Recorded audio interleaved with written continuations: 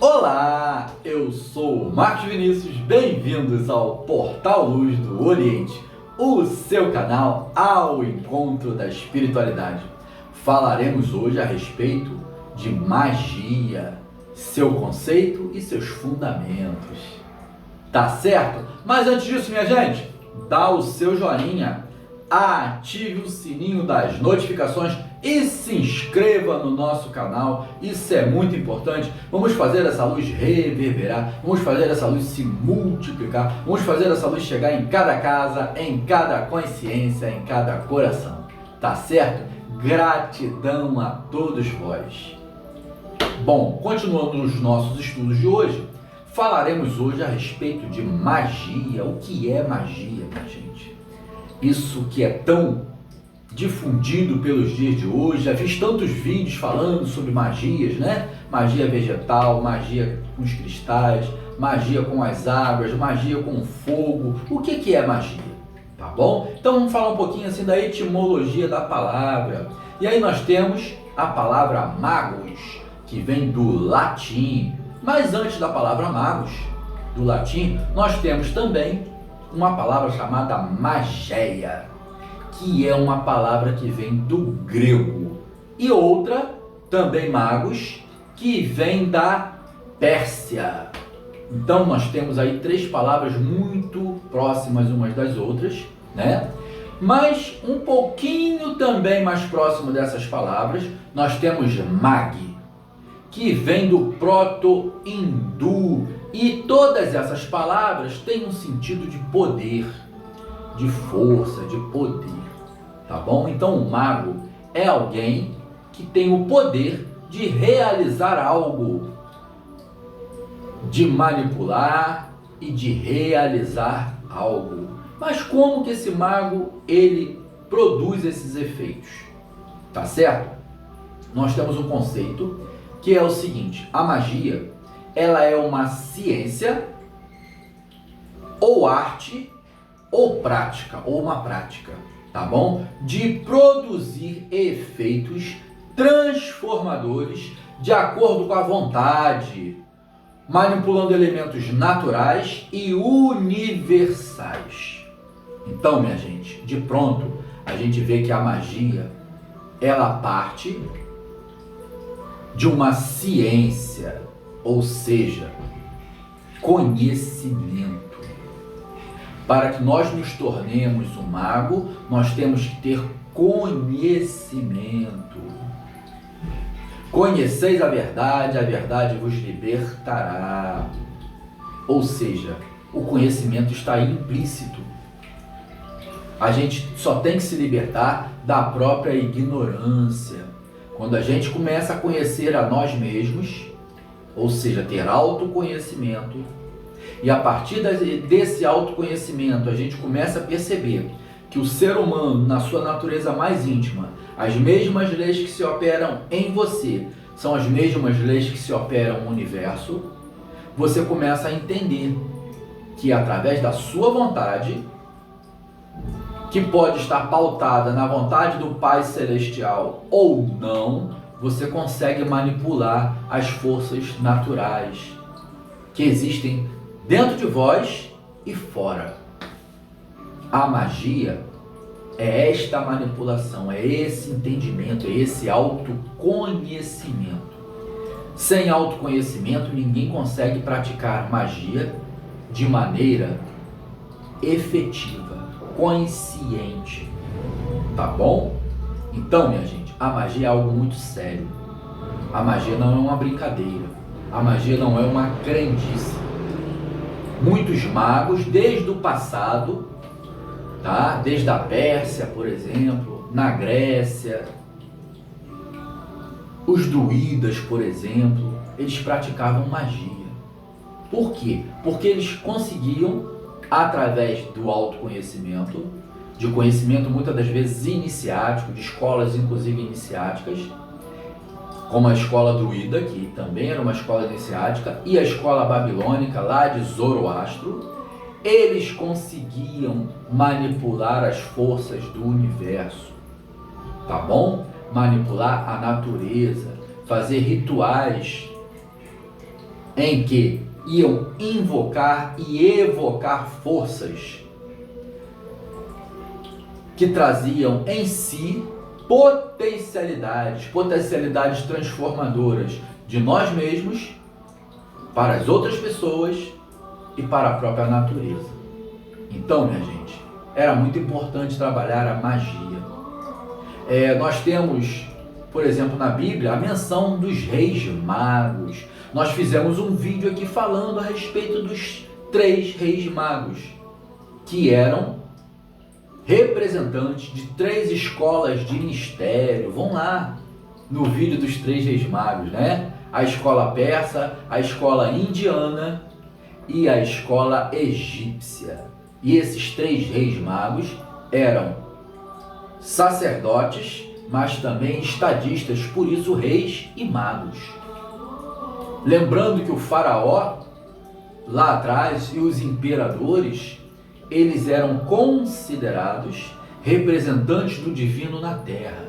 Então, minha gente, eles tinham que ter o saber, a ciência, a arte da magia, para produzir efeitos divinos na terra, de acordo com a vontade do Pai. Por isso eram chamados de reis e magos, para ter boa colheita, para ter saúde, para ter prosperidade no seu império.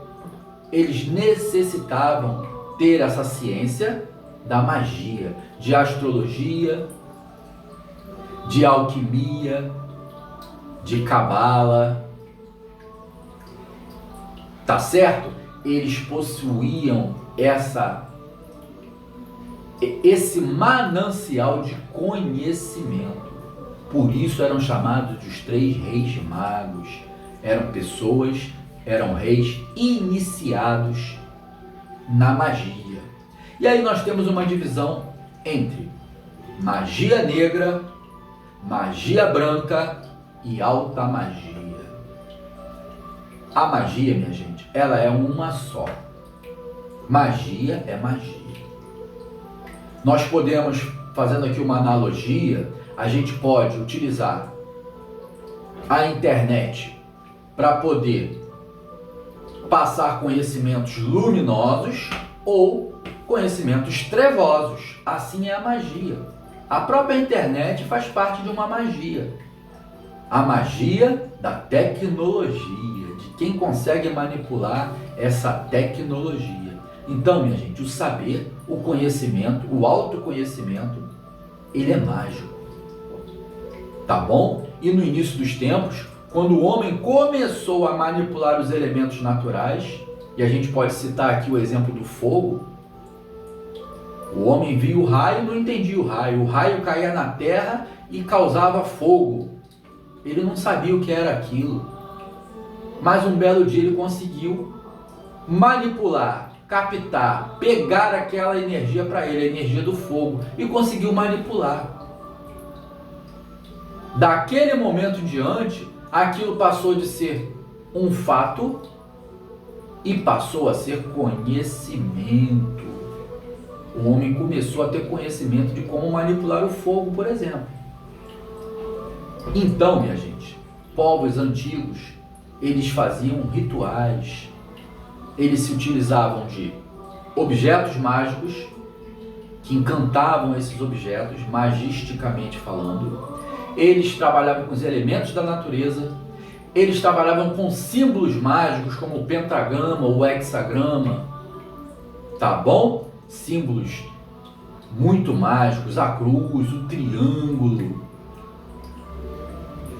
Eram todos símbolos mágicos que traziam verdades, que traziam princípios matemáticos, princípios divinos no símbolo. Isso reverberava em conhecimento, tá? Mas a magia, ela tem um dom que é principalmente fulcrada no verbo, no divino verbo. No início Deus era o verbo estava com Deus e o verbo era Deus. Tudo aquilo que a gente pensa, tudo aquilo que a gente verbaliza, se concretiza na matéria. Se eu acendo uma vela, uma luz, um fogo, e eu começo a verbalizar propriedades evocativas de saúde, a saúde eu vou obter através daquele gesto mágico, tá bom? A minha mente, o meu verbo vai produzir um efeito, e talvez através de rituais e símbolos, porque existem símbolos que são símbolos curativos. Quem trabalha com o reiki sabe, são vários símbolos chamados yantras, e a gente simplesmente invoca aquela força protetora divina que sai através das nossas mãos, através de um símbolo e de um mantra. Ou seja, nós invocamos uma força que existe no astral, e isso é magia, minha gente. Tudo que nós praticamos aqui na Terra como conhecimento e nós fazemos produzir transformações, transmutações, é considerado magia. Então a magia, ela não é nem branca nem negra, depende da vontade do operador, tá bom? Se eu quero produzir efeitos mágicos de cura, de prosperidade, de saúde, de bem-estar, de proteção, isso é uma magia branca, considerado uma magia branca, tá bom? Mas se eu quero produzir efeitos de magia para destruir alguém, para manipular elementos ao meu favor, de modo que eu manipule a vontade de outra pessoa, como por exemplo uma amarração amorosa, né? Que tanta gente pratica por aí, eu estou praticando magia negra. Toda magia que tem o fulcro na vontade pessoal, que não é coadunada com a luz, ela é considerada magia negra, magia baixa, tá bom? E toda magia que ela é fulcrada na vontade do seu operador e que tem como objetivo a melhora de uma pessoa, a saúde de uma pessoa, a proteção de uma pessoa, a desobsessão, a limpeza espiritual, o corte de magia negra, ela é considerada uma magia de luz, uma magia que a gente pode dizer que é divina, tá bom? Então, minha gente, essa é um conceito que a gente tem que parar e pensar. A magia, ela não é nem branca nem negra, ela é magia. Como uma faca, eu posso pegar uma faca é uma faca. Eu posso cortar legumes e fazer uma bela sopa, ou eu posso machucar alguém com a minha faca, cortar alguém propositadamente. E a faca não vai deixar de ser faca. Ela é simplesmente uma faca. Mas o seu operador produziu efeitos, negativos ou positivos. E assim é a magia. Tá bom? Então, os magos de vários tempos atrás, eles dominavam sim. Eles estudavam astrologia, estudavam alquimia. Por falar em alquimia, a alquimia é extremamente simbólica. Tá bom? Quando se fala que o alquimista transforma chumbo em ouro, isso tudo é um símbolo. Isso tudo é uma metáfora. Porque a nossa alma aqui na Terra, muitas das vezes, ela é embrutecida. E ela não tem conhecimento, ela vive na ignorância. Essa é uma alma de chumbo. E aí ela vai crescendo enquanto ser. Ela vai evoluindo até chegar a ser uma alma iluminada, ou seja, uma alma de ouro. Por isso o alquimista, ele trabalha principalmente em si mesmo. E o alquimista, ele é nada mais, nada menos do que um mago. Um mago que entendeu que a natureza tem leis, que o mago está adstrito a essas leis, como as leis herméticas, por exemplo, que o mago tem que conhecer.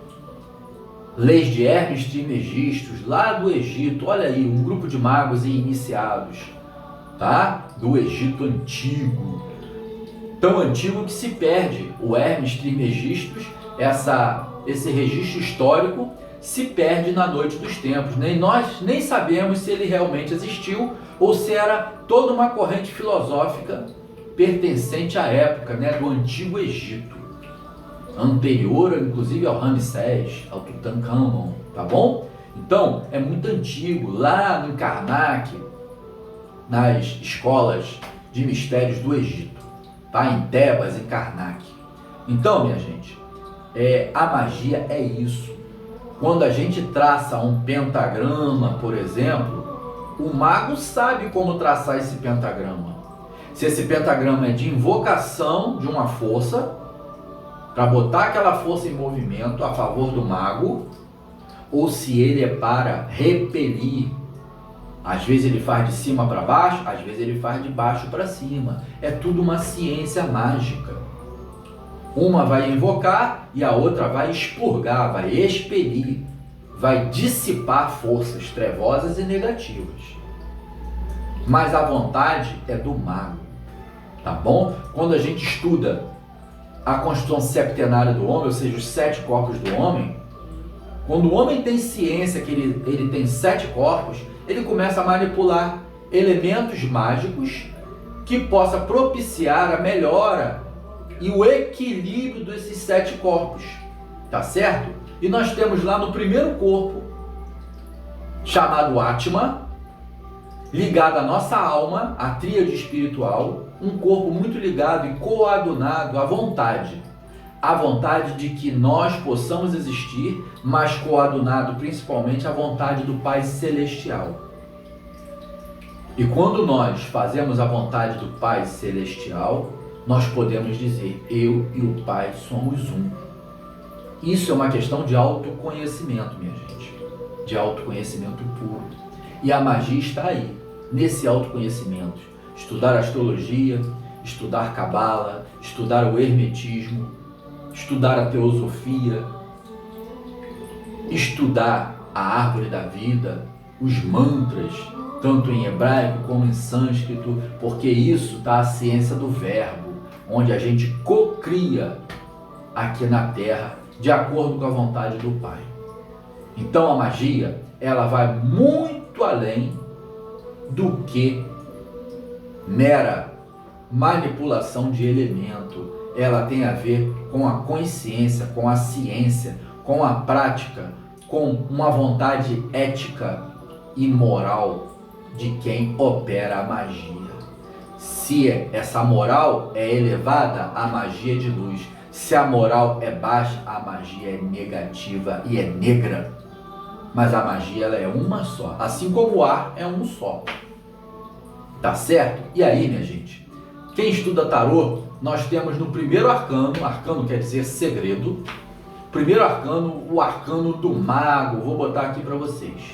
E a gente vê ali o mago manipulando os elementos da natureza, com a Lemnicasta na cabeça, ou seja, o chapéu que simboliza o infinito, que é aquele 8 deitado, e nós temos uma mesa aí com os 4 elementos, e ele com objetos mágicos, como o bastão, por exemplo, aí nas mãos, manipulando esses elementos ao seu favor. Mas esse mago já tem a mente ligada ao infinito, a Ogdoad, ou seja, ao mundo do conhecimento, da sabedoria, de Atzilut em Cabala, tá? Das 3 primeiras esferas luminosas. E aí a magia divina se faz através dele, a magia luminosa, a magia de luz, tá bom? Então magia é algo muito sério. Magia não é aqueles mágicos que fazem a moeda subir, não. Isso são embusteiros, né? São pessoas que elas aprendem truques ilusionistas. O mago, ele não é um ilusionista. Aliás, na carta do mago, o ilusionismo, o embusteiro, é o lado negativo, o lado sombra da carta. Tá certo? Mas a magia divina, a magia luminosa, a magia elevada, a alta magia é feito pelo mago que se conhece, que se respeita, que sabe o porquê está manipulando aquelas energias para curar, para ajudar o semelhante, para dissipar energias desarmônicas, para cortar energias deletéricas e pesadas. Isso é magia, tá bom? E aí, minha gente, eu deixo vocês com esses conceitos e que isso faça grande reflexão na vida de vocês, tá bom? Que vocês possam se autoconhecer e aprender a manipular os 4 elementos, os 5 elementos, na verdade, porque o 5º elemento é o éter. E a gente aprendendo a manipular os 4, mais o 5º elemento, que é um elemento de natureza imaterial, a gente produz efeitos transformadores na nossa vida e na vida das pessoas. Tá bom? Então, minha gente, que a gente possa cada dia mais se autoconhecer, que a gente possa cada dia mais entender o porquê, de onde viemos, o que estamos fazendo aqui e para onde vamos.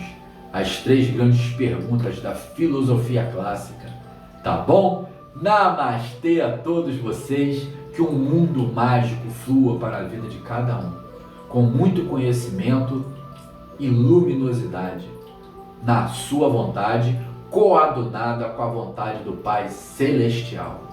Namastê, Shalom a todos vocês. Jai Ho.